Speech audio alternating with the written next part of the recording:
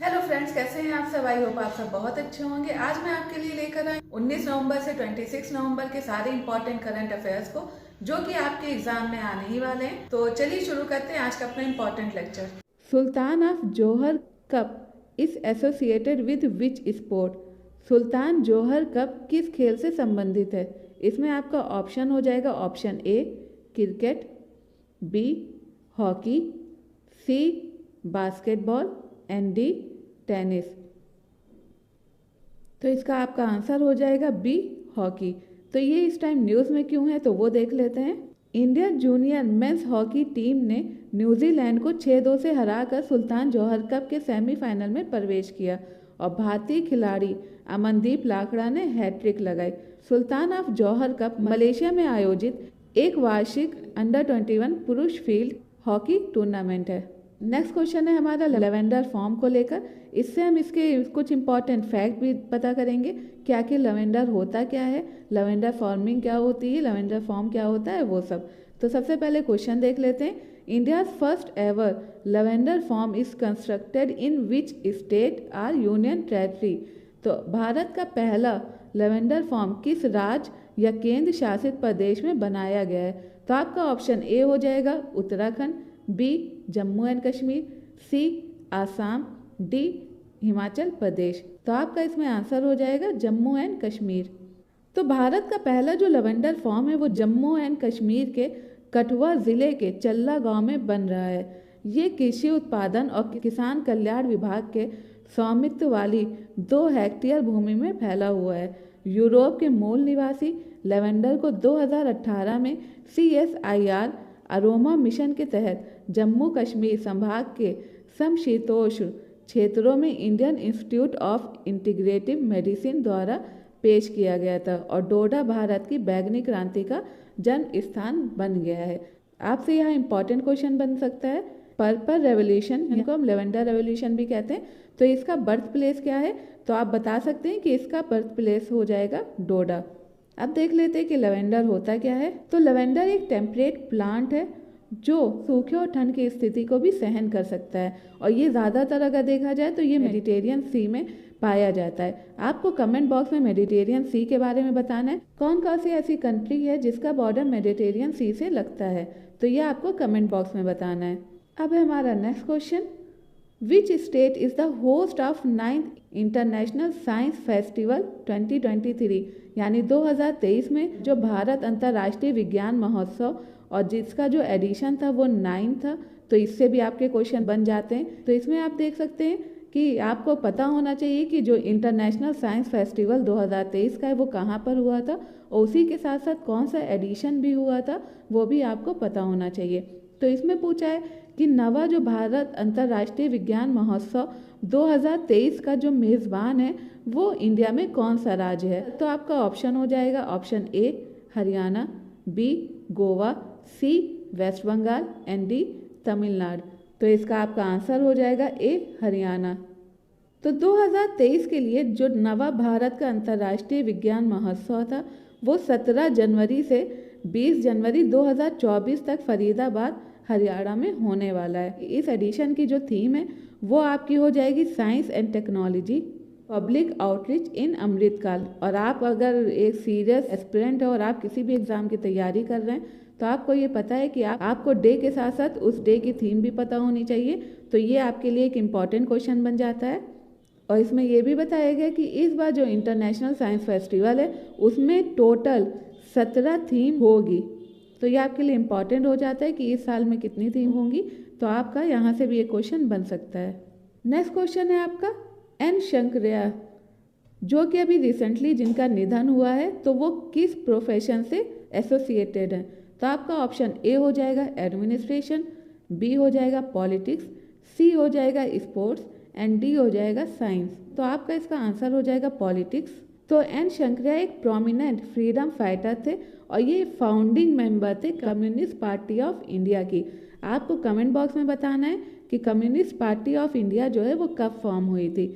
और उसी के साथ ही साथ ये एक बहुत ही इन्फ्लुएंशियल लीडर थे लेफ्ट मूवमेंट के और ये 102 के एज में इनका निधन हुआ। ये पहली बार 1940 के दशक में कम्युनिस्ट पार्टी ऑफ इंडिया में शामिल हुए और तमिलनाडु में एक प्रमुख आयोजक बन गए। 1944 में पार्टी के मदुराई जिले में सचिव के रूप में इन्होंने काम किया। तो ये काफ़ी आपकी एक इम्पॉर्टेंट पर्सनालिटी हो जाती है। अब आता है नेक्स्ट क्वेश्चन, जिसमें बात कर रहे हैं स्टॉप गैप स्पेंडिंग बिल, जो कि अभी न्यूज़ में रिसेंटली देखा जा रहा है। तो ये किस कंट्री से एसोसिएट है? तो आपका ऑप्शन हो जाएगा ए यूएसए, बी हो जाएगा रशिया, सी हो जाएगा चाइना एंड डी हो जाएगा इंडिया। मैंने ऑलरेडी यहाँ पे पर्सन को भी दिया हुआ है, बट मैंने उनका फेस कवर कर दिया है, तो आप इसका ऑप्शन आसानी से पता लगा सकते हैं। तो खैर इसका आंसर हो जाता है आपका यूएसए। तो ये बिल आया क्यों है? ये बिल आया है कि छुट्टियों के मौसम में वहाँ पे लगातार गवर्नमेंट शटडाउन हो रहे हैं, तो उसको रोकने के लिए इस बिल को दिया गया है। बाकी इससे ज़्यादा आपको कुछ और जानने की ज़रूरत नहीं है, क्योंकि क्वेश्चन जब इससे बनेगा तो उससे डायरेक्ट यही पूछा जाएगा कि ये किस कंट्री से रिलेटेड है। नेक्स्ट है हमारा, which country is associated with the Rwanda plan? Rwanda योजना से कौन सा देश संबंधित है?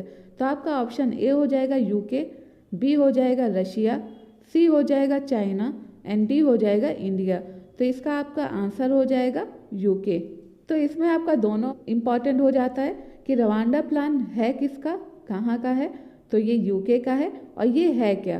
तो रवांडा प्लान में बात की जा रही है कि जो पूर्व प्रधानमंत्री थे बोरिस जॉनसन, उन्होंने 2022 में रवांडा प्लान को शुरू किया था। रवांडा प्लान का उद्देश्य था कि जो माइग्रेटेड पीपल हैं उनको छोटे छोटे नावों पर इतने मतलब इंग्लिश चैनल को पार करने के लिए इतनी खतरनाक यात्रा करने के लिए उनको हतोत्साहित करना था।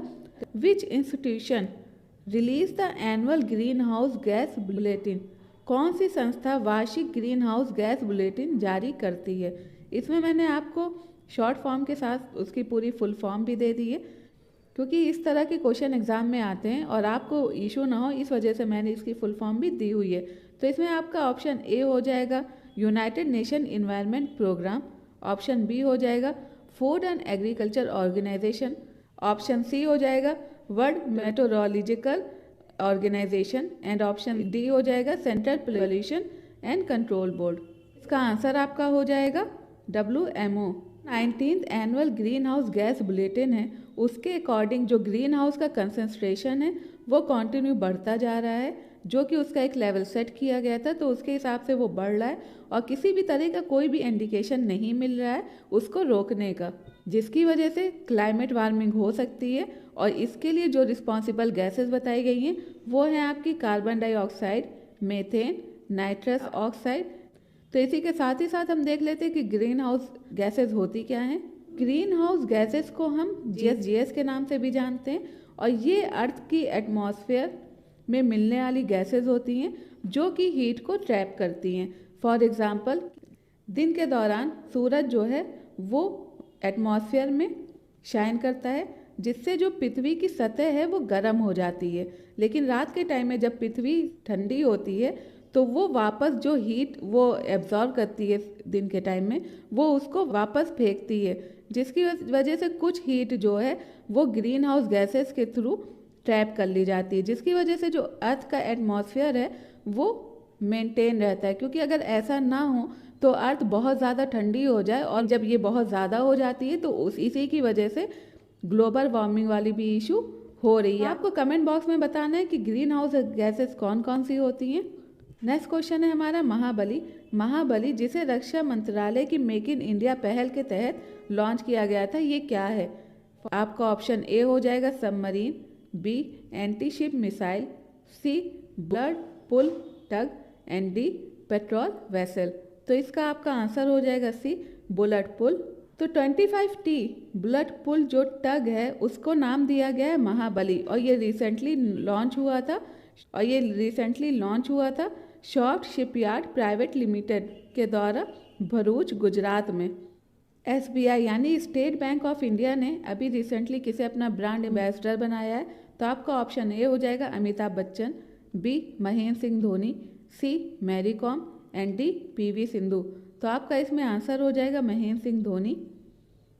स्टेट बैंक ऑफ इंडिया ने भारतीय क्रिकेट टीम के पूर्व कप्तान महेंद्र सिंह धोनी को अपना ब्रांड एम्बेसडर बनाया है, और देश के सबसे बड़े ऋणदाता का लक्ष्य क्रिकेट स्टार के साथ जुड़कर विशेषकर युवा आबादी के साथ अपना संबंध मजबूत करने के पर्पज से इनको एसबीआई ने ब्रांड एम्बेसडर बनाया है। नेक्स्ट क्वेश्चन है हमारा मैत्री सुपर थर्मल पावर प्रोजेक्ट। तो ये किस कंट्री में सिचुएटेड है? आपका ऑप्शन ए हो जाएगा Bangladesh, B India, C Nepal and D Myanmar. तो इसमें आपका ऑप्शन हो जाएगा ए बांग्लादेश। ऐसे तो सबको लग रहा होगा कि ये नेपाल का होगा, लेकिन ये ऐसा नहीं है, ये आपका बांग्लादेश में है ये प्रोजेक्ट। और यहाँ पर मैंने इसकी एक्सप्लेनेशन दी हुई है, तो इसमें इतना ज़्यादा कुछ इम्पॉर्टेंट है नहीं, खाली आपको ये पता होना चाहिए कि ये प्रोजेक्ट है कहाँ, तो वो आपको मैंने बता ही दिया है, तो आप इसको एक बार खुद से पढ़ लीजिएगा। नेक्स्ट है what is the expansion of set planes which were recently permitted by DGCA। तो आपको इसकी फुल फॉर्म बतानी है कि जो इस सेट है इसका मतलब है क्या। तो इसमें आपका फर्स्ट ऑप्शन हो जाएगा single engine turbine planes, speed enhanced turbine planes, steel engineer turbine planes and D steel engine turbine planes. तो आपका इसमें ऑप्शन हो जाएगा single engine turbine planes. Single engine जो टरबाइन है ये एयरप्लेन्स के संचालन के साथ 2018 में शेड्यूल कंप्यूटर एयरलाइंस के लिए शुरू किया गया था और अब तक ऐसे संचालन दिन के संचालन और दृश्य उड़ान नियमों तक ही सीमित थे। ये कदम रात के समय दूर दराज के इलाकों में हवाई कनेक्टिविटी को बेहतर बनाने में योगदान करने के लिए इसको लॉन्च किया गया है। The business lines change maker of the year award was awarded to which institution. Business line का जो change maker of the year पुरस्कार है वो किस संस्थान को प्रदान किया गया है? तो आपका ऑप्शन ए हो जाएगा SEBI, B RBI, C NABARD and D SIDBI. तो आपका ऑप्शन हो जाएगा B RBI। Sand and dust storms, तो ये किससे रिलेटेड है? इसको हम हिंदी में बोलते हैं रेत एवं धूल भरी आंधियों का संबंध किससे है? तो इसका ऑप्शन ए हो जाएगा strong and turbulent winds, global warming, drought and tornado. तो इसका आपका आंसर हो जाएगा A strong and turbulent winds. कैसे? चलिए जानते हैं इसके बारे में। सैंड और डस्ट स्टॉर्म यानी रेत एवं धूल भरी आंधियाँ एक मौसम संबंधी घटनाएं हैं। आपने कई बार देखा होगा कि जब बहुत तेज़ हवा चलती है तो अपने साथ बहुत सी धूल उड़ा के ले जाती है, जैसा कि आपने स्टार्टिंग में क्लिप में देखा। तो उस तरह की जब कोई भी सिचुएशन होती, कोई भी इवेंट होता है, तो उसको हम बोलते हैं सैंड एंड डस्ट स्टॉर्म। इसमें क्या होता है कि हवा की स्पीड बहुत ज़्यादा तेज़ होती है और वो क्या करती है कि जो छोटे छोटे कण होते हैं कुछ ऊंचाई तक ले जाती है, जिसकी वजह से जो है इस तरह की सिचुएशन क्रिएट होती है। ये तो हो गया आपका SDS। अब हम बात करते हैं कि ये आखिर न्यूज़ में है क्यों। तो recently United Nation food and agriculture organisation ने अपनी एक रिपोर्ट पब्लिश की, जिसमें उन्होंने उस रिपोर्ट को टाइटल दिया सैंड एंड डस्ट स्टॉर्म, जो कि एक गाइडलाइन है एग्रीकल्चर के लिए कि किस तरह से हमको एग्रीकल्चर में जो जोखिम हो रहे हैं उससे हमको बचना है, एग्रीकल्चर को किस तरह से और ज़्यादा बढ़ावा देना है, उन सब के बारे में। तो ऐसा इन्होंने क्यों किया? उनको सस्टेनेबल डेवलपमेंट जो गोल है उसको अचीव करने में प्रॉब्लम क्रिएट कर रहा है, तो उसको साइडलाइन करने के लिए ये गाइडलाइन तैयार की गई। और किसने तैयार की? United Nation FAO agriculture organisation के द्वारा। तो यहाँ से आपके क्वेश्चन बन जाते हैं। तो ये तो हो गया आपका कि ये न्यूज़ में क्यों है। अब इसमें एक और वर्ड आया है जो कि आपका सस्टेनेबल डेवलपमेंट गोल्स। इसमें ये भी बताया कि सस्टेनेबल डेवलपमेंट गोल्स होते कितने हैं, तो चलिए जान लेते हैं इसके बारे में भी। तो क्या है सस्टेनेबल गोल्स? सस्टेनेबल गोल्स वो गोल्स होते हैं जिसमें हम अपनी आवश्यकताओं को इस तरह से पूरा करें कि जो आने वाली फ्यूचर जनरेशन है उनको अपनी आवश्यकताओं को पूरा करने के लिए किसी भी तरह का कोई कंप्रोमाइज़ ना करना पड़े। तो इसमें आपके 17 गोल्स दिए गए हैं। आपको कमेंट बॉक्स में बताना है कि वो 17 गोल्स कौन कौन से हैं और जो 11 है वो कौन सा है। क्योंकि आप अगर कोई भी एग्ज़ाम दे रहे हो, लाइक आपका UP PCS में भी आप डायरेक्ट इससे देख सकते हो कि उसमें डायरेक्ट पूछ लिया कि SDG 13 कौन सा गोल है, तो यहाँ से आपके क्वेश्चन बहुत ज़्यादा बनते हैं। अब हमारा नेक्स्ट क्वेश्चन जिसमें हो जाएगा 2023 तक कौन सा देश दुनिया का सबसे बड़ा प्रदूषक यानी बिगेस्ट पोल्यूटर है। तो इसमें आपका ऑप्शन हो जाएगा A USA, B India, C China and D Russia. तो इसमें आपका आंसर हो जाएगा चाइना। तो चाइना क्यों? क्योंकि इससे पहले तो USA था, तो चाइना ने यूएसए को सरपास कर दिया और इस टाइम वो जो है चाइना जो है वो बिगेस्ट पोल्यूटर है, जो कि सबसे ज़्यादा वर्ल्ड में प्रदूषण फैला रहा है। तभी हाल ही में यूएसए और चाइना ने क्लीन एनर्जी को बढ़ावा देने के लिए और फॉसिल फ्यूल्स पर जो बहुत ज़्यादा डिपेंडेंसी है उनको कम करने के लिए एक एग्रीमेंट साइन किया। और ये एग्रीमेंट बहुत ज़्यादा इम्पॉर्टेंट हो जाता है क्योंकि इसमें जो यूएसए है तो वो लार्जेस्ट कंट्रीब्यूटर है क्लाइमेट पोल्यूशन में, और जो चाइना है प्रेजेंटली अगर देखा जाए तो उसको टाइटल मिला है कि वो वर्ल्ड का सबसे बिगेस्ट पोल्यूटर है। अगर इन दोनों को मिलाकर देखा जाए global green house gas emission है उसका 38% सिर्फ यही दोनों कंट्रीज की वजह से हो रहा है। नेक्स्ट है हमारा क्वेश्चन कि द वर्ल्ड हेल्थ ऑर्गेनाइजेशन यानी जिसको हम शॉर्ट फॉर्म में कहते हैं WHO, उन्होंने ऑफिशियली रिकॉग्नाइज किया किस कंडीशन को, जिसको उन्होंने बताया कि वो ह्यूमन हेल्थ के लिए बहुत बड़ा खतरा साबित हो सकती है। तो इसमें आपका ऑप्शन हो जाएगा A loneliness, B social exclusion, C racism and D casteism. Loneliness आपको पता ही चल गया कि ये आपका है अकेलेपन की बात कर रहा है। सोशल एक्सक्लूजन का मतलब होता है कि समाज से किसी को बहिष्कृत कर देना, तो ऐसे लोग। रेक्सिज्म का मतलब होता है कि कलर के बेस पे या कल्चर के बेस पे या किसी और चीज़ के बेस पे लोगों में डिस्क्रिमिनेशन करना। और कास्टिज्म का तो आपको पता ही कि कास्ट को लेकर डिस्क्रिमिनेशन करना। तो इसमें जो आंसर आपका हो जाएगा वो हो जाएगा ए लोनलीनेस। WHO ने ऑफिशियली रिकॉग्नाइज किया कि लोनलीनेस जो है वो एक बहुत बड़ा खतरा साबित हो सकती है लोगों की हेल्थ को लेकर। तो इन चीज़ों को ख़त्म कर लोगों की हेल्थ को लेकर तो इन चीज़ों को ख़त्म करने के लिए उसने अलग अलग तरह के कई इनिशिएटिव शुरू किए हैं। उसी को लेकर उसने एक इंटरनेशनल कमीशन भी फॉर्म किया जिसमें जो रोल प्ले करेंगे वो हैं डॉक्टर विवेक मूर्ति जो कि एक US सर्जन जनरल है, और दूसरी हैं चिडो पेम्बा। तो इन लोगों को इसका बेड़ा दिया गया है कि इन लोग जो लोनलीनेस इतनी बड़ी प्रॉब्लम हो रही है तो उसको किस तरह से टैकल करना है वो ये कमीशन देखेगा। नेक्स्ट है हमारा जोरावर लाइट टैंक परियोजना। ये DRDO और किसके बीच एक कोलैबोरेटिव इनिशिएटिव है। तो आपका ऑप्शन हो जाएगा A Larsen and Toubro, B भेल, C Indian army and D ISRO. तो इसमें आपका आंसर हो जाएगा ए लार्सन एंड टूब्रो। आपको क्या करना है, आपको DRDO की फुल फॉर्म, इसरो की फुल फॉर्म और भेल की फुल फॉर्म कमेंट बॉक्स में बतानी है। तो चलिए देख लेते हैं इसका एक्सप्लेनेशन। तो ऐसा कहा जा रहा है कि इंडिया के पास जो अमेरिका का कमिंस इंजन है उनको यूज में लाने के लिए इस इनिशिएटिव को शुरू किया गया है। और अगर ओरिजिनली देखा जाए कि ये जर्मन इंजन को शामिल करना चाहते थे, इन्होंने ऐसा डिसीजन लिया कि वो जर्मन इंजन के साथ ना जाकर बल्कि अमेरिकन इंजन के साथ जाएंगे। तो जोरावर लाइट टैंक है क्या? जोरावर लाइट टैंक एक कोऑपरेटिव इनिशिएटिव है DRDO और commercial company Larsen and Toubro के बीच में।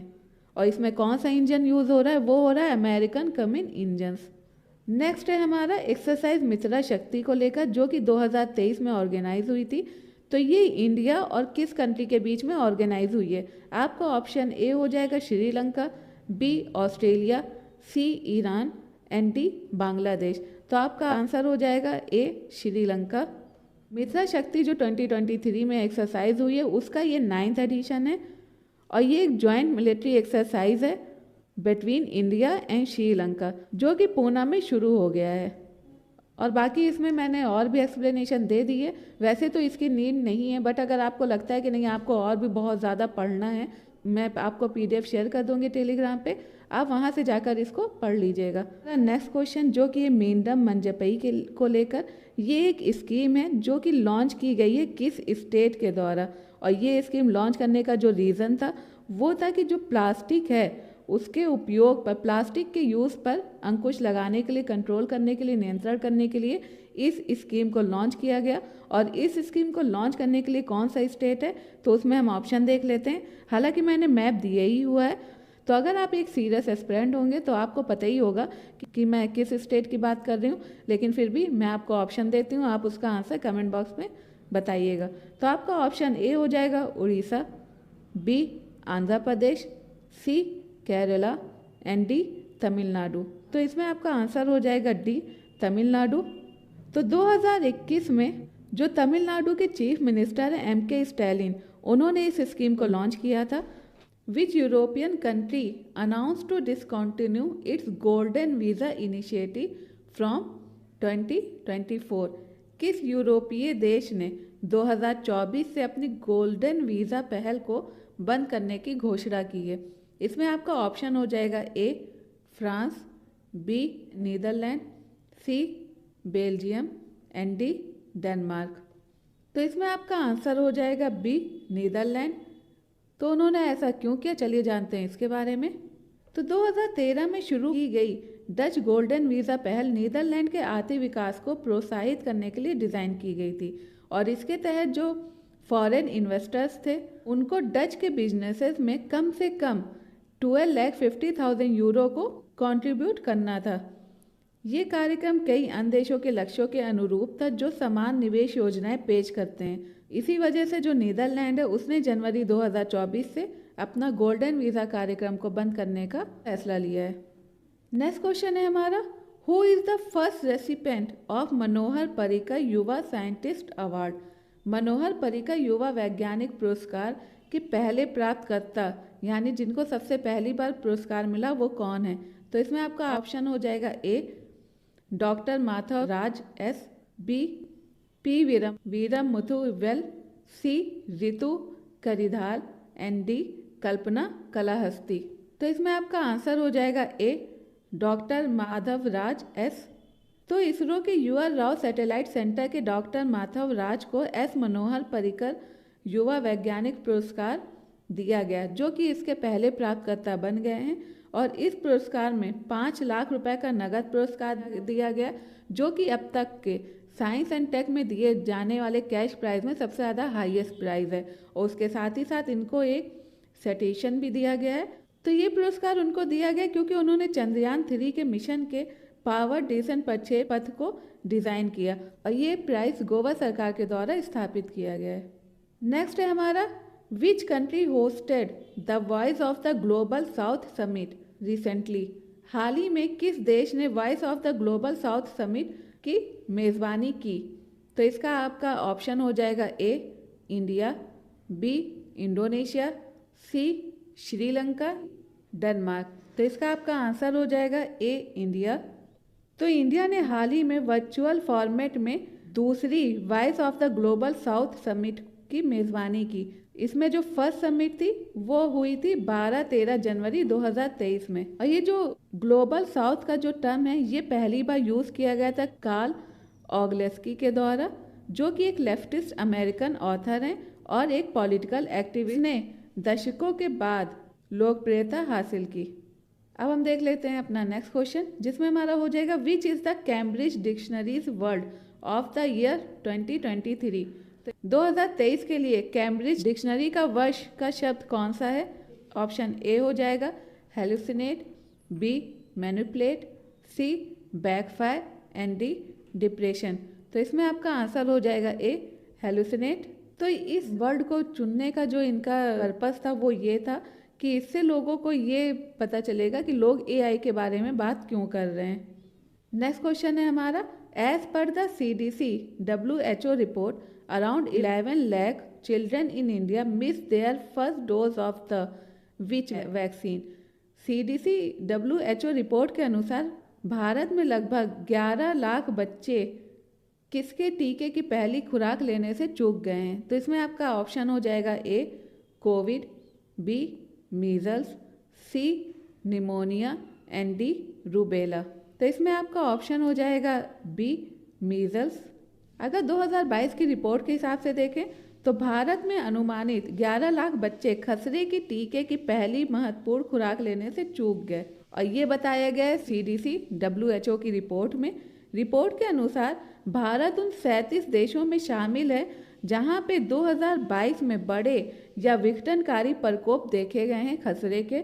उसी के साथ ही साथ 40,967 खसरे के मामले भी दर्ज किए गए और ये भारत को उन 10 देशों में भी शामिल करता है जहां ऐसे बच्चों की जो संख्या है वो सबसे अधिक है जिन्हें पहला टीका नहीं मिला है। नेक्स्ट है हमारा question, ExoMars trace gas orbiter mission किस स्पेस एजेंसी से एसोसिएट है? तो आपका ऑप्शन ए हो जाएगा NASA, B European space agency, C ISRO and D Japan space agency. तो इसमें आपका ऑप्शन हो जाएगा B European space agency. The Hiroshima AI process which was seen in the news associated with which bloc. Hiroshima AI प्रक्रिया जो news में देखने को मिल रही है वो किस ब्लॉक से संबंधित है। तो आपका ऑप्शन ए हो जाएगा G7, B G20, C ASEAN and D SAARC. तो इसका आपका आंसर हो जाएगा ए G7। G7 जिसको हम ग्रुप ऑफ 7 भी कहते हैं, तो उसने ऑफिशियली आर्टिफिशियल इंटेलिजेंस के डेवलपमेंट को बढ़ावा देने के लिए कंपनीज के लिए एक कोड को अडॉप्ट किया है और उसके साथ ही साथ यूरोपियन यूनियन है उसने भी इसमें इसका साथ दिया है, जिसको बोला गया है हिरोशिमा एआई प्रोसेस। इस कोड का पर्पस क्या है? इस कोड का पर्पस है दुनिया भर में सुरक्षित और भरोसेमंद एआई को बढ़ावा देना और सबसे उन्नत एआई सिस्टम को विकसित करने वाले संगठनों के कार्यों के लिए स्वैच्छिक मार्गदर्शन प्रदान करना। नेक्स्ट हमारा क्वेश्चन है, as per a recent study which planet may have undergone tectonic activity 4.5 billion to 3.5 billion years ago। एक हालिया अध्ययन के अनुसार 4.5 अरब से 3.5 अरब साल पहले किस ग्रह पर टेक्टोनिक एक्टिविटी देखने को मिली। तो इसमें आपका ऑप्शन ए हो जाएगा Venus, option B Mars, option C Mercury and option D Jupiter. तो आपका इसका आंसर हो जाएगा ऑप्शन ए वीनस। तो रिसेंट स्टडी में ऐसा पाया गया कि वीनस जो कि बिल्कुल अर्थ की तरह दिखती है, जिसकी वजह से हम उसको अर्थ की सिस्टर भी बोलते हैं, तो उसमें ऐसी टेक्टोनिक एक्टिविटी 4.5 अरब साल पहले देखने को पाई गई थी, ऐसा बताया जा रहा है। नेक्स्ट क्वेश्चन देखते हैं अपना, which country is associated with the B6113 nuclear bomb. B6113 nuclear bomb से कौन सा देश संबंधित है? तो इसमें ऑप्शन ए हो जाएगा रशिया, बी हो जाएगा इजराइल, सी हो जाएगा यूएसए एंड आपका डी हो जाएगा जापान। तो आपका इसमें ऑप्शन हो जाएगा सी यूएसए। इस न्यूक्लियर बॉम्ब से जो एसोसिएटेड कंट्री है वो है यूएसए। द्वितीय विश्व युद्ध के दौरान यानी ड्यूरिंग वर्ल्ड वार सेकेंड के टाइम पे जिस तरह से जापान पर हिरोशिमा बम को फेंका गया था, उससे ये 24 गुना ज़्यादा जो है शक्तिशाली होगा। और उसी के साथ ही साथ जो B6113 है, नागासाकी पर जो गिराया गया था बम, वो 25 किलोटन बम से भी लगभग 14 गुना बड़ा होगा। तो आपको कमेंट बॉक्स में बताना है कि हिरोशिमा और नागासाकी में ड्यूरिंग वर्ल्ड वार सेकेंड के टाइम पे जो बम गिराए गए थे उनके नाम क्या है। नेक्स्ट क्वेश्चन है हमारा, Indian medicine pharmaceutical corporation limited functions under which union ministry.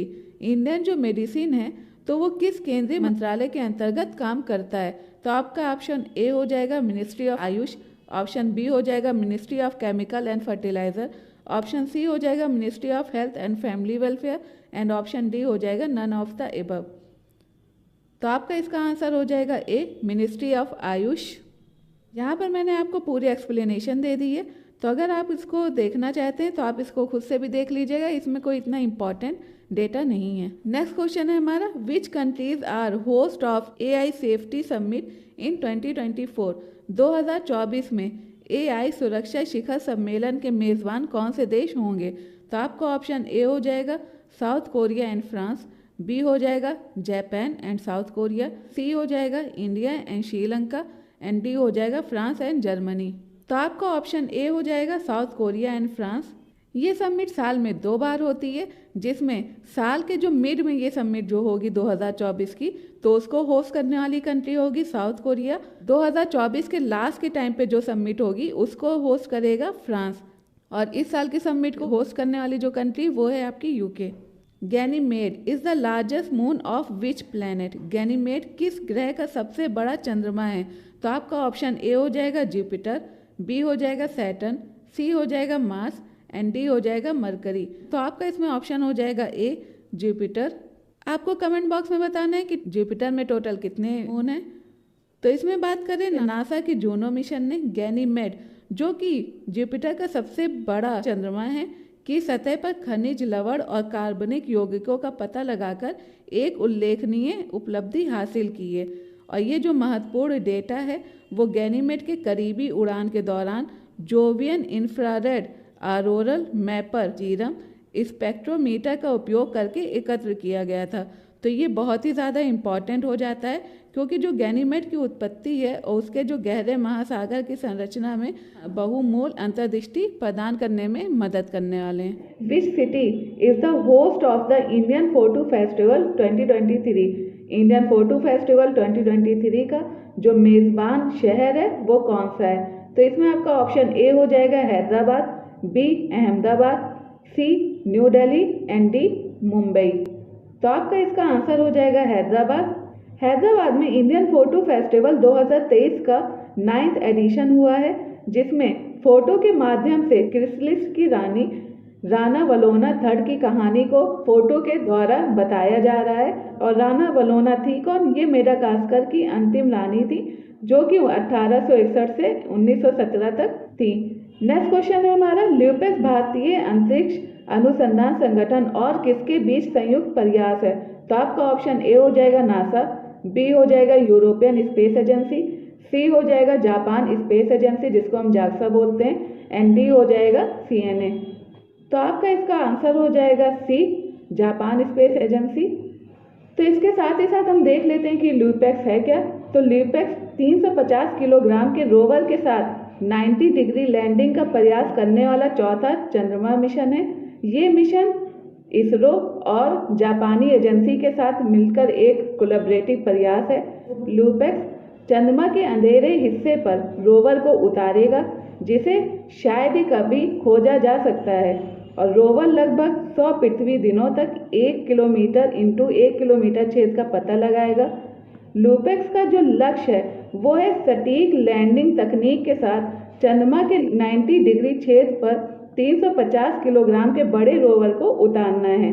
और चंद्रयान 3 में 30 किलो का रोवर शामिल था। तो अब हम देखते हैं अपना नेक्स्ट क्वेश्चन, जो कि हो जाएगा कि ग्लोबल फिशरीज कॉन्फ्रेंस इंडिया 2023 का मेजबान कौन सा राज्य है? तो आपका ऑप्शन ए हो जाएगा गुजरात, बी हो जाएगा आंध्र प्रदेश, सी हो जाएगा तमिलनाडु एंड डी हो जाएगा महाराष्ट्र। तो इसमें आपका आंसर हो जाएगा A Gujarat. Global fisheries conference India जो कि 2023 में हो रही है, वो एक 2 दिवसीय प्रमुख कार्यक्रम है जो कि अहमदाबाद में गुजरात साइंस सिटी में आयोजित किया जाएगा। और इसका जो उद्देश्य है वो है कि जो प्रमुख हितधारकों के उत्पादक को चर्चाओं में शामिल होने, बाजार की अंतर्दृष्टि साझा करने और नेटवर्किंग के अवसरों को सुविधाजनक बनाने के लिए एक मंच पर एकजुट करना है। नेक्स्ट है हमारा, who was crowned miss universe 2023? Miss universe 2023 का ताज किसे पहनाया गया? तो इसमें आपका ऑप्शन हो जाएगा ए शैनिस प्लेशियोस, B Shweta Sharda, C Hanna Sindhu and D Manasvi. तो आपका इसमें आंसर हो जाएगा ए शैनिस प्लेशियोस। शैनिस प्लेशियोस निकारागुआ की हैं। मिस यूनिवर्स का ताज पहनने वाली अपने देश की पहली महिला हैं। 72वां मिस यूनिवर्स कार्यक्रम अल सल्वाडोर के सैन सल्वाडोर में जोस एडोल्फो पिनेडा एरिना में हुआ। 19 नवंबर को अल सल्वाडोर के सैन सल्वाडोर में जोस एडोल्फ पिनेडा एरिना में एक भव्य कार्यक्रम में भारत की श्वेता शारदा को हराकर शैनिस प्लेशियोस को मिस यूनिवर्स 2020 का खिताब देकर विजेता घोषित किया गया। नेक्स्ट है हमारा, खबरों में नजर आए जेवियर माइली किस देश के नए राष्ट्रपति बने हैं? तो इसमें आपका ऑप्शन हो जाएगा A South Africa, B Argentina, C Brazil and D Venezuela. तो आपका इसमें आंसर हो जाएगा बी अर्जेंटीना। जेवियर माइली ने हाल ही में अर्जेंटीना का राष्ट्रपति चुनाव जीता है।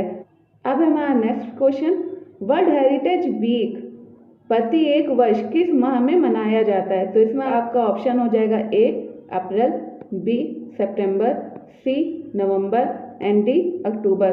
तो इसमें आपका आंसर हो जाएगा C November. World heritage week हर साल 19 नवंबर से 25 नवंबर तक मनाया जाता है और इसका एम है दुनिया भर में संस्कृति और विरासत के संरक्षण को बढ़ावा देना। Bipolar disorder is associated with which type of health condition? Bipolar disorder, जिसको द्विध्रुवी विकार भी कहते हैं, ये किस स्वास्थ्य स्थिति से संबंधित है? तो आपका ऑप्शन ए हो जाएगा cardiac condition, B digestive condition, C mental health condition and D nephrological condition. तो इसका आपका आंसर हो जाएगा सी, मेंटल हेल्थ कंडीशन। तो अब हम जान लेते हैं कुछ के बारे में कि बाइपोलर डिसऑर्डर होता क्या है। तो बाइपोलर डिसऑर्डर, जिसको हम मैनिक डिप्रेशन भी कहते हैं, ये एक मेंटल हेल्थ कंडीशन है जिसकी वजह से बहुत ही ज़्यादा मूड स्विंग्स होते हैं। मूड स्विंग्स मतलब कि एकदम से आपको लगता है कि आप बहुत खुश हैं, फिर आपको लगता है कि आप बहुत ज़्यादा दुखी हैं। तो इस तरह का जब मूड होने लगता है तो ये मूड स्विंग्स होता है। तो अब बात आती है कि आखिर न्यूज़ में आया क्यों, बाइपोलर ऑर्डर न्यूज़ में है क्यों। तो उसके पीछे रीज़न है, यूनाइटेड किंगडम के कैम्ब्रिज विश्वविद्यालय के साइंटिस्ट ने बाइपोलर डिसऑर्डर के निदान में एक बहुत बड़ी उपलब्धि हासिल की है।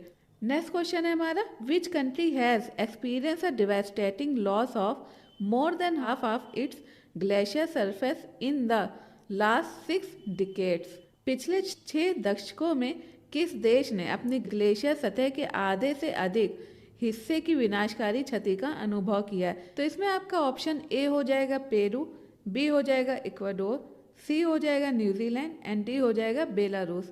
तो आपका इसमें आंसर हो जाएगा ए, पेरू। पेरू के जो national institute of research of mountain glaciers के साइंटिस्ट ने बोला है कि पेरू पिछले 6 दशकों में अपने ग्लेशियर की सतह के आधे से ज़्यादा हिस्से का उसका विनाशकारी नुकसान का अनुभव किया है।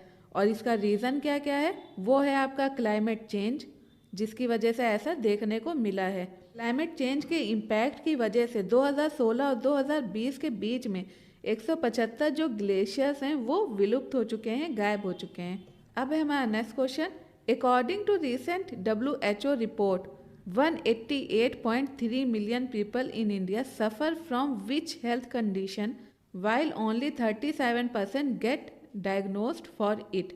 कि हाल ही में WHO की एक रिपोर्ट आई है, उसके अनुसार उन्होंने बोला है कि 188.3 मिलियन लोग जो हैं वो भारत में इस हेल्थ कंडीशन से जूझ रहे हैं, जिसमें केवल 37% लोग ही ऐसे हैं को ही इसका निदान मिलता है। तो ऑप्शन ए हो जाएगा diabetes, B hypertension, C arthritis and D asthma.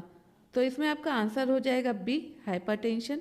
तो भारत में फर्स्ट डिस्ट्रिक्ट लेवल स्टडी जो हुई थी हाइपरटेंशन में, तो उसमें ऐसा आइडेंटिफाई किया जा रहा है जो हेल्थ कंडीशन है उसकी सही से देखभाल नहीं की जा रही है, जिसमें असमानता देखने को मिल रही है। और ऐसा भी बोला जा रहा है कि 2040 तक भारत में कम से कम 4.6 मिलियन मौतों को रोका जा सकता है। तो WHO की जो हालिया रिपोर्ट के अनुसार अगर हम देखें तो इसमें 188.3 मिलियन लोग जो हैं वो हाइपरटेंशन से पीड़ित हैं और केवल 37% लोग ही इसका निदान कर पाते हैं और केवल 30% ही इलाज शुरू करते हैं और केवल 15% ही अपने रक्तचाप को नियंत्रण में रख पाते हैं। नेक्स्ट क्वेश्चन है हमारा, which countries associated with arrow aerial defence system. Arrow हवाई रक्षा प्रणाली का संबंध किस देश से है। तो आपको ऑप्शन ए हो जाएगा USA, बी हो जाएगा इजराइल, सी हो जाएगा UK एंड डी हो जाएगा चाइना। तो इसमें आपका आंसर बी हो जाएगा इजराइल। रिसेंटली देखा जाए तो इजरायली सेना ने ऐसा कहा है कि उन्होंने एरो हवाई रक्षा प्रणाली की मदद से गाजा में हमास के साथ इजराइल के संघर्ष के कारण जो तनाव के बीच में रेड सी से जो एक मिसाइल आ रही थी उसको इन्होंने रोक दिया है। और ये तब उन्होंने बोला जब यमन के ईरान समर्थित हौथी विद्रोहियों द्वारा हमास के खिलाफ युद्ध के प्रतिशोध यानी बदला लेने के लिए इजराइल की ओर ड्रोन दागने के बाद आई। नेक्स्ट है, which is the first country to successfully sterilise and vaccinate its entire stray dog population. कौन सी ऐसी कंट्री है जिसने सड़कों पे घूमने वाले कुत्तों की जो आबादी है उसको सक्सेसफुली बंध्याकरण यानी स्टेरिलाइज और टीकाकरण करने वाला पहला देश बन गया है। तो आपका ऑप्शन ए हो जाएगा नेपाल, बी हो जाएगा इंडोनेशिया, सी हो जाएगा भूटान एंड डी हो जाएगा थाईलैंड। तो आपका सी हो जाएगा भूटान। टीकाकरण तो आपको पता ही कि वैक्सीनेशन करना, और बंध्याकरण जो स्टेरिलाइज होता है तो इसमें ऐसा ऑपरेशन कर दिया जाता है कि जो स्ट्रे डॉग्स हैं उनकी पॉपुलेशन को कंट्रोल में रखा जाए। जब इस तरह की कंडीशन आती है तो उसको एक वर्ड दिया जाता है जो कि होता है स्टेरिलाइज। तो भूटान ने प्राउडली ये अनाउंस किया कि वो वर्ल्ड का फर्स्ट ऐसा नेशन बन गया है जिसने सक्सेसफुली जो ऑल ओवर उसकी पॉपुलेशन थी, स्ट्रे डॉग की जो पॉपुलेशन थी उसको स्टेरिलाइज भी कर दिया, यानी उनकी जो प्रजनन क्षमता है उसको भी कंट्रोल कर दिया और साथ ही साथ उनको वैक्सीनेट भी कर दिया। नेक्स्ट क्वेश्चन है हमारा लूसी स्पेस क्राफ्ट को लेकर। Lucy spacecraft was launched by NASA to observe which celestial body. Lucy अंतरिक्ष यान नासा द्वारा किस खगोलीय पिंड का निरीक्षण करने के लिए लॉन्च किया गया था? तो आपका ऑप्शन ए हो जाएगा मून, बी हो जाएगा मेटियोर्स, सी हो जाएगा जुपिटर एंड डी हो जाएगा एस्ट्रॉइड्स। तो आपका आंसर हो जाएगा डी एस्ट्रॉइड्स। तो आज हम देख लेते हैं इसमें जो इंपॉर्टेंट टर्म यूज हुए हैं, लाइक आपका हो गया लूसी स्पेसक्राफ्ट, देन आपका हो गया एस्ट्रॉइड्स और आपका हो गया सेलेशियल बॉडी क्या होती है। तो लूसी 8 अलग अलग एस्ट्रॉइड्स की 12 साल की जर्नी पर नासा का एक अंतरिक्ष यान है और लूसी अंतरिक्ष यान डिंकी नेश नाम के छोटे एस्ट्रॉइड्स के 400 किलोमीटर के अंदर तक आ गया है और डिंकी नेश 1 किलोमीटर से भी कम चौड़ा है, जिसकी वजह से ये इतना छोटा होता है कि पृथ्वी से लगभग अगर देखा जाए तो ये अदृश्य माना जाता है। सेलेशियल बॉडी जिसको हम हेवनली बॉडीज भी कहते हैं, ये एक नेचुरल ऑब्जेक्ट्स होते हैं जो कि अर्थ के एटमॉस्फेयर के बाहर होते हैं। जैसे वो सारे ऑब्जेक्ट्स जो कि हम आकाश में देखते हैं उसको हम सेलेस्टियल बॉडी बोल सकते हैं। फॉर एग्जाम्पल जैसे आपका हो गया stars, planet, satellites, asteroids, meteorites and comets, moon और अदर वो सारे प्लैनेट जो कि सोलर सिस्टम में। आपको कमेंट बॉक्स में बताना है कि सोलर सिस्टम में टोटल कितने प्लैनेट थे और इस टाइम उसमें कितने प्लैनेट हैं। उसी के साथ ही साथ हम देख लेते हैं एस्ट्रॉइड्स क्या होते हैं। एस्ट्रॉइड्स रॉकी ऑब्जेक्ट्स होते हैं जो कि सूरज की परिक्रमा करते हैं ठीक उसी डायरेक्शन में जिस डायरेक्शन में प्लैनेट परिक्रमा करते हैं, लेकिन ये प्लैनेट नहीं होता क्योंकि ये प्लैनेट की कंडीशन को फुलफिल नहीं करता, जिसकी वजह से हम इसको माइनर प्लैनेट भी कहते हैं। Which prime minister of India became first prime minister to fly LCA Tejas. Bharat के कौन से प्रधानमंत्री LCA तेजस उड़ाने वाले पहले प्रधानमंत्री बने? तो आपका ऑप्शन ए हो जाएगा Narendra Modi, B Manmohan Singh, C Atal Bihari Vajpayee and D none of the above. तो आपका इसमें आंसर हो जाएगा ए नरेंद्र मोदी। नरेंद्र मोदी पहले ऐसे प्रधानमंत्री बने हैं जिन्होंने LCA तेजस को उड़ाया है। अब सवाल आता है कि कहाँ से उड़ाया है, तो वो उन्होंने उड़ाया है बेंगलुरु में और वो भी हिंदुस्तान एरोनॉटिक्स लिमिटेड एयरपोर्ट से। तो ये आपका एक सवाल बन सकता है यहाँ पे, तो आप इसको ध्यान में रखिएगा क्योंकि कोई भी काम जब फर्स्ट टाइम होता है तो उससे क्वेश्चन बनने के चांसेस बहुत ज़्यादा हो जाते हैं। और आज का जो आपका मोस्ट इम्पॉर्टेंट क्वेश्चन है जिससे कई क्वेश्चन निकल के आ सकते हैं, तो वो आपका हो जाएगा which scarce element has been discovered in the Sutlej river. Sutlej नदी में कौन सा दुर्लभ तत्व खोजा गया? दुर्लभ क्या होता है? स्कार्स। स्कार्स का मतलब होता है ऐसी चीज़ जो कि आसानी के साथ ना मिल सके, जिसको ढूंढना बहुत ही ज़्यादा कठिन हो, उससे रिलेटेड। तो इसमें आपका ऑप्शन ए हो जाएगा टाइटेनियम, बी हो जाएगा टेंटलम, सी हो जाएगा स्कैंडियम एंड डी हो जाएगा लिथियम। तो आपका इसमें जो आंसर हो जाएगा वो हो जाएगा टेंटलम। तो इसी के साथ ही साथ आंसर के साथ हम ये भी देखेंगे कि टेंटलम क्या है, सतलुज नदी का क्या सोर्स है, वो कहाँ से निकलती है, कौन कौन सी उसकी ट्रिब्यूटरी है। उसके साथ और भी इसकी ट्रिक भी देखेंगे कि सतलुज नदी को किस तरह से हम हर डायरेक्शन में अगर पूछ लिया जाए। जैसे कि आपको याद होगा कि UPSC ने 2022 के क्वेश्चन में सीधे सीधे सतलुज रिवर से क्वेश्चन पूछा था। तो रिवर कितना ज़्यादा इंपॉर्टेंट है हमारे एग्जाम के लिए वो तो आपको पता ही होगा। तो चलिए देख लेते हैं। तो इसमें सबसे पहला क्वेश्चन बनता है कि टेंटलम है क्या। तो टेंटलम एक स्कार्स जो मैंने बताया है दुर्लभ मेटेलिक एलिमेंट है, जो कि इसकी विशेषता इसके एटॉमिक नंबर से, और इसका एटॉमिक नंबर क्या है वो है 73 यानी 73। और ये क्या करता है, ये एलिमेंट के यानी तत्व के परमाणु एटम में कितने प्रोटॉन्स की संख्या कितनी है, तो ये प्रोटॉन्स की संख्या को दर्शाता है। और उसके साथ ही साथ ये ग्रे कलर का होता है, इसका वेट भी अच्छा खासा होता है, ये देखा जाए तो हार्ड भी होता है, और ये मोस्टली कोरोजन रेजिस्टेंस यानी संक्षारण प्रतिरोधी वस्तुओं में से एक है जिसको कई एप्लीकेशंस में यूज़ किया जाता है। तो आपको कमेंट बॉक्स में बताना है कि टेंटलम का यूज़ कहाँ कहाँ पर हो सकता है, और ये आपको अपने माइंड से सोच के बताना है। आपको गूगल की हेल्प नहीं लेनी है, उसके बाद आपको इसका रिप्लाई दिया जाएगा। अब इसी क्वेश्चन से दूसरा क्वेश्चन निकल के आता है सतलुज रिवर के बारे में। तो क्या है सतलुज रिवर, देख लेते हैं। सतलुज ये लॉन्गेस्ट है ऑफ 5 रिवर्स। 5 रिवर्स कौन कौन सी, ये आपको कमेंट बॉक्स में अभी बताना है, क्योंकि इसके बाद मैं इसका आंसर देने वाली हूँ। तो सतलुज जो है उन 5 रिवर में सबसे लंबी रिवर है, जो कि फ्लो होती है कहाँ पर, नॉर्दर्न इंडिया और पाकिस्तान के पंजाब में। सतलुज रिवर को हम सतद्री भी कहते हैं। ये एक एंटीसीडेंट रिवर है, एंटीसीडेंट रिवर, पूर्ववर्ती रिवर, और ये ईस्टर्न मोस्ट ट्रिब्यूटरी है किसकी, इंडस रिवर की। इसका जो सोर्स है वो है तिब्बत, और तिब्बत में कहाँ, लेक रक्षा स्थल। इसका जो वाटर है सतलुज का, तो वो एलोकेट हुआ है इंडिया और पाकिस्तान के बीच में, वो भी किससे, अंडर इंडस वाटर ट्रीटी के अंतर्गत। सतलुज रिवर का जो पानी है वो इंडिया और पाकिस्तान में एलोकेट हुआ है। तो इससे आपका एक क्वेश्चन और बन सकता है, इंडस वाटर ट्रीटी है क्या, तो उसके बारे में भी देखेंगे। और भाखड़ा डैम भी सतलुज रिवर के अराउंड है, और ये यूज़ किस लिए होता है, इरिगेशन के लिए और दूसरी फैसिलिटीज़ के लिए। और ये फैसिलिटीज़ कहाँ कहाँ मिलती है, तो वो है आपका पंजाब, राजस्थान एंड हरियाणा।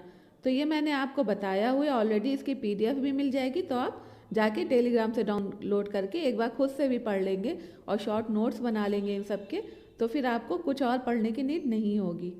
तो अभी मैंने आपसे क्वेश्चन पूछा कि सतलुज रिवर की जो 5 नदियों के बारे में बात हो रही वो कौन कौन सी है, तो मैं आपको इसको एक ट्रिक के थ्रू बताऊंगी, और वो ट्रिक होगी नॉर्थ टू साउथ। क्योंकि ऐसा क्वेश्चन आपने देखा होगा, चाहे UPPCS हो, चाहे आपका BPSC हो, चाहे UPSC हो, उसमें इस तरह के क्वेश्चन आते हैं कि आप नॉर्थ टू साउथ या साउथ टू नॉर्थ या ईस्ट टू वेस्ट आपको नदी को लगाना है। तो आज मैं उसकी एक ट्रिक बता रही हूँ। तो इसमें आपका हो जाएगा आई एम झक्कास रेस्पेक्टेड बॉस। तो इसमें आपका आई से हो जाएगा इंडस, जे से हो जाएगा झेलम, सी से हो जाएगा चेनाब, आर से हो जाएगा रावी, बी से हो जाएगा ब्यास, और एस से हो जाएगा सतलज। तो आपको इन 6 रिवर के बारे में याद रखना है, क्योंकि ये बहुत ज़्यादा इंपॉर्टेंट रिवर्स हैं, इनको आप अवॉइड नहीं कर सकते हैं। इसी क्वेश्चन से एक क्वेश्चन और निकलता है, वो है Indus water treaty.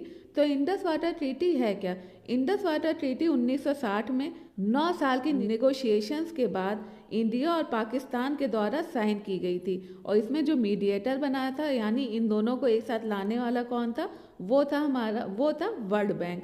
World bank mediator बना था, जिसके निगोशिएशन को लेकर बाद में इंडिया और पाकिस्तान ने एक ट्रीटी साइन की, जिसमें क्या हुआ, ये ट्रीटी जिसमें बताया गया था कि किस तरह से जो इंडस रिवर है उसके वाटर को यूज़ किया जाएगा। इंडस रिवर और उसकी जो 5 ट्रिब्यूटरीज हैं उनके वाटर्स को यूज़ किया जाएगा।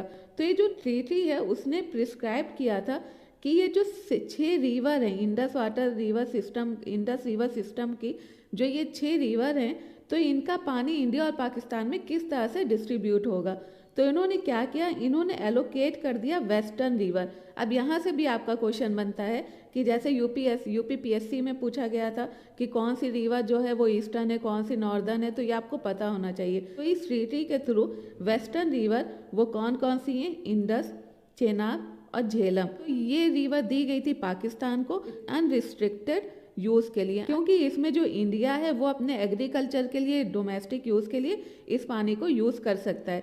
सेम इसी तरह 3 ईस्टर्न रिवर जो कि हो जाएंगी रावी, ब्यास और सतलुज, इसका पानी इंडिया को दिया गया था, उनको भी अनरिस्ट्रिक्टेड यूज़ के लिए ही दिया गया था। तो इसमें अगर देखा जाए तो 80% जो शेयर वाटर का शेयर था वो पाकिस्तान को गया, और 20% जो बचा वो इंडिया को गया।